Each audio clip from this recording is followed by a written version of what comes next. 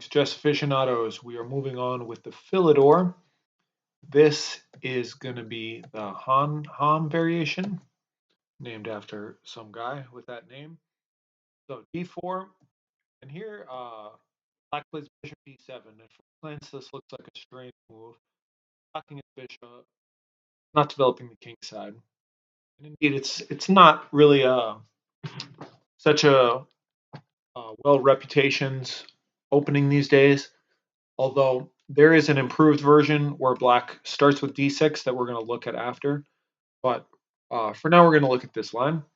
So here we are going to play bishop c4 because, yeah, black is delaying developing the king side. And, yeah, this diagonal is just begging to be occupied. And already black has to tread a bit of a tightrope. We're going to go over 5 different moves, and only one of them is good. And even the quote main line is still gives white a nice edge. So we'll go over some of the worst lines first. So this looks natural, right? But the problem is this diagonal. So following our rule of thumb, whenever we can occupy this square and d5 can't be played, well, I mean, here it can be played, but it just loses a pawn. We're going to go ahead and do that. Actually, it will actually be complicated if black can block with d5. So how do we stop him from blocking with d5 altogether? I'll give you seconds, or yeah, take as much time as you want. So we're actually going to play d takes e first. Now, if pawn takes, he can't even sacrifice a pawn, so there's no blocking the d file, and this is just, yeah, it's just game over. F7 drops. Black can try to wiggle out of it, hoping that maybe we'll play knight c3 and he can castle, but instead we'll attack the bishop, and we're still attacking f7, so he doesn't get out of it. And what if he takes with the knight? Well, here we can trade knights, and you'll see this often in a lot of variations, but especially this one. Pawn takes, and the old bishop f7 trick. And yeah, we just win a pawn. And he can't castle, so that's no good. So with that in mind, yeah, this is just a bad move. So what about bishop e7?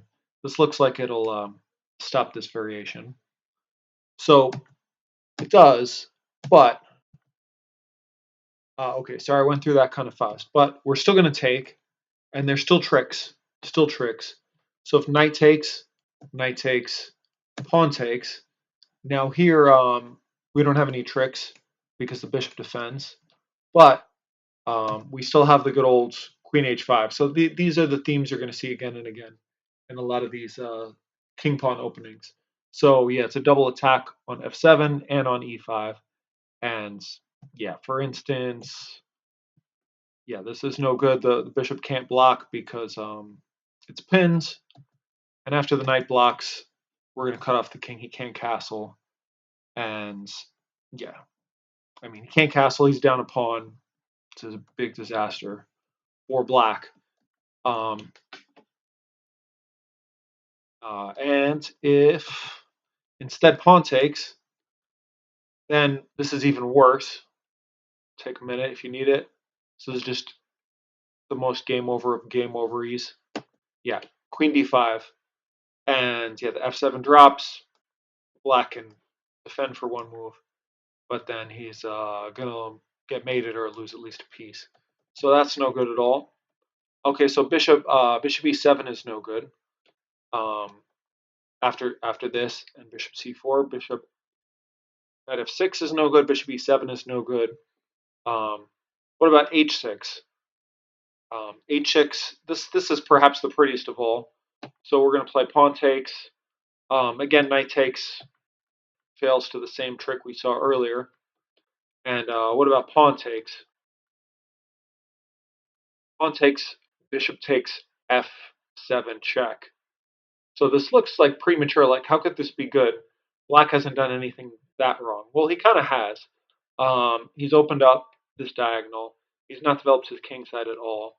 So yeah, this actually does work. After king takes, knight takes pawn, takes advantage of the fact that the queen is pinned. And yeah, I'm not going to go over every single line. You're welcome to look at this on your own. Some of them are quite entertaining. Lots of different ways to mate. Yeah, for instance, if the queen goes back, it's just going to be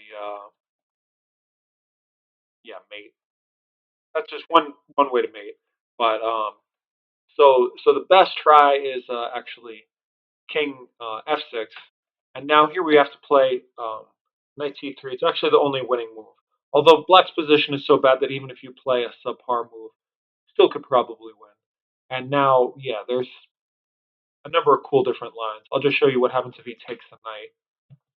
So we'll check him again, check him again, check him again, check him again, check him again, and yeah, I'm going over this quickly because yeah, this is not a line you're going to see very much. So to memorize the whole path to mate is not entirely necessary. This is just one of many checkmates, um, but you do have to remember um, if black manages to find king f6, you still have to remember knight c3. Although yeah, white has played a variety of moves and still managed to win, but this is just the most accurate.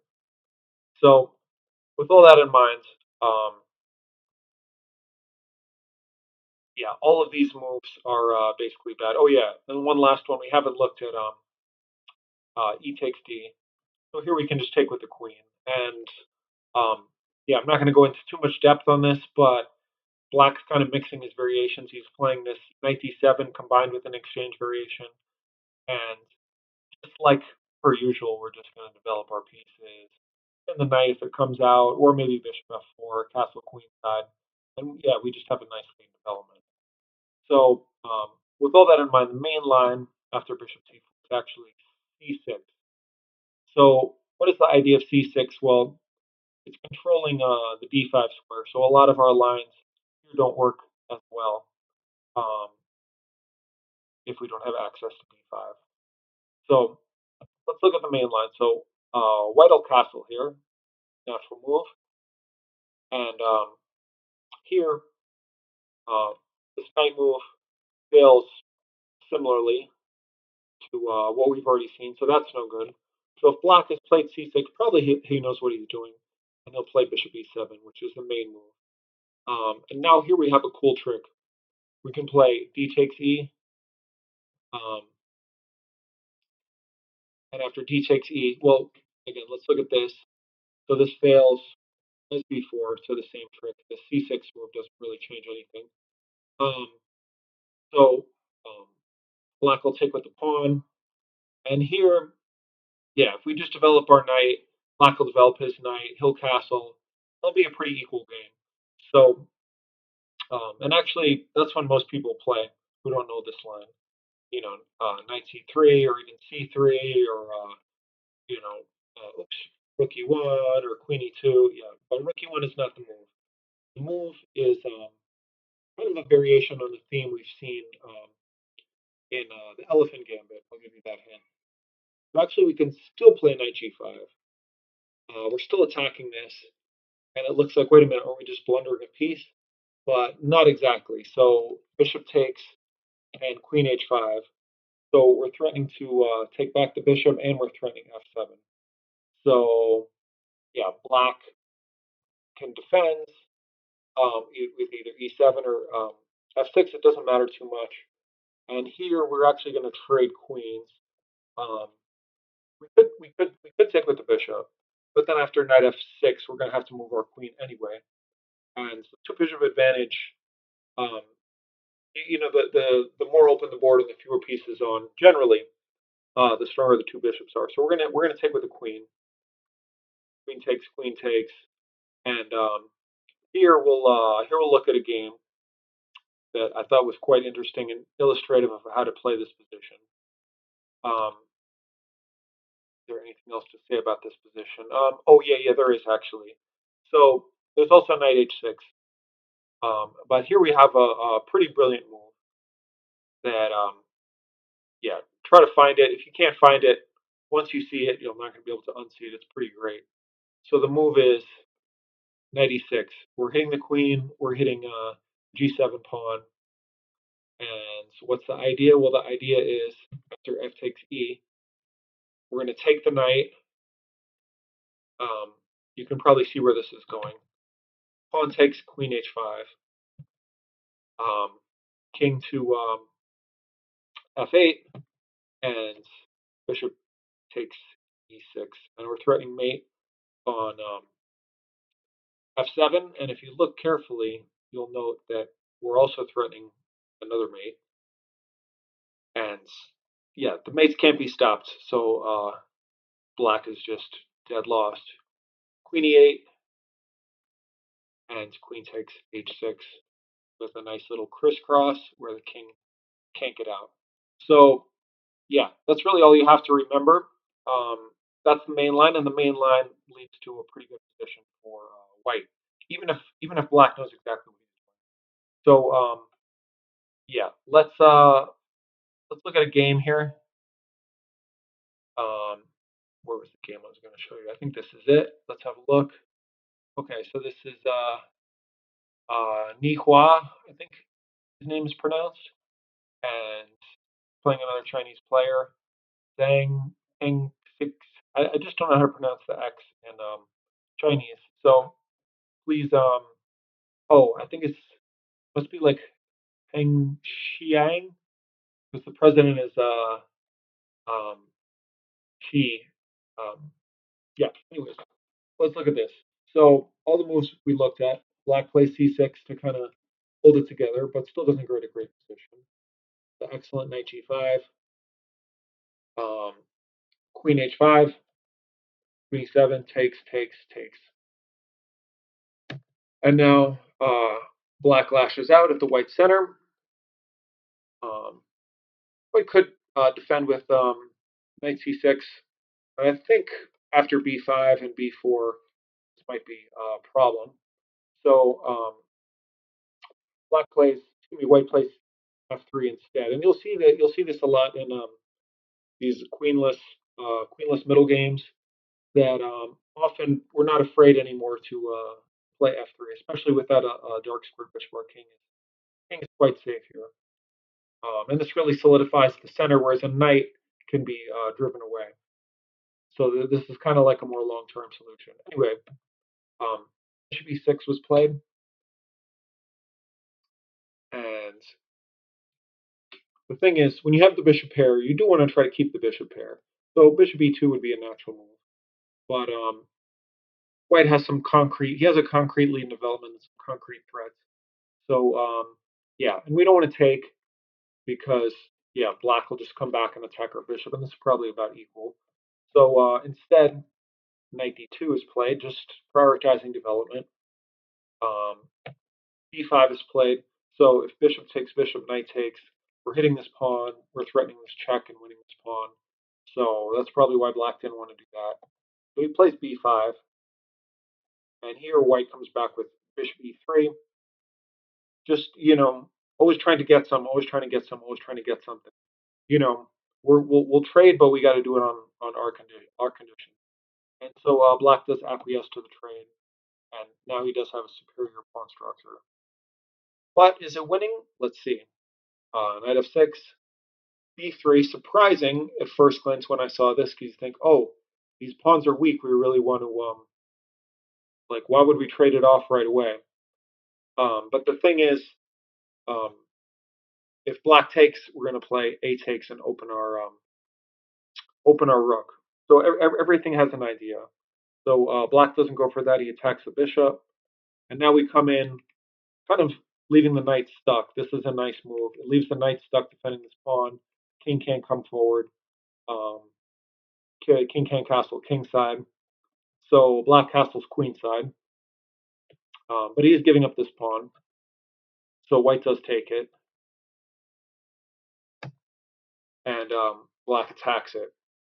So yeah, if we take this pawn, um, I assume black will play f6 and then take back here. Oh, well, let's see actually. So what? White does take, and black is like, okay, I got to get active here. C5. Knight comes back attacking the pawn. and the bishop comes protecting the pawn. And actually, this game is going to be over in just 7 more moves. It looks like okay, black is going to get some counterplay, but the thing is, this rook is stuck in the corner. The king is in a bad way, as you'll see. So black goes pawn grabbing, and yeah, white says, okay, give me your only active piece. Black declines. Uh, Rook b1, rook d8, rook d2. There was an even better move, but we'll see that in a minute. F6. I guess trying to get discombobulated, but now white finds the move. Rook from d to a2, and the threat is just mate, main two. So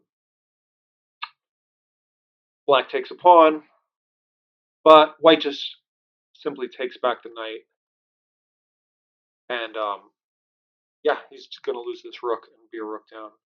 So yeah, obviously there were some nice tactics, and there's some other games I could show you as well.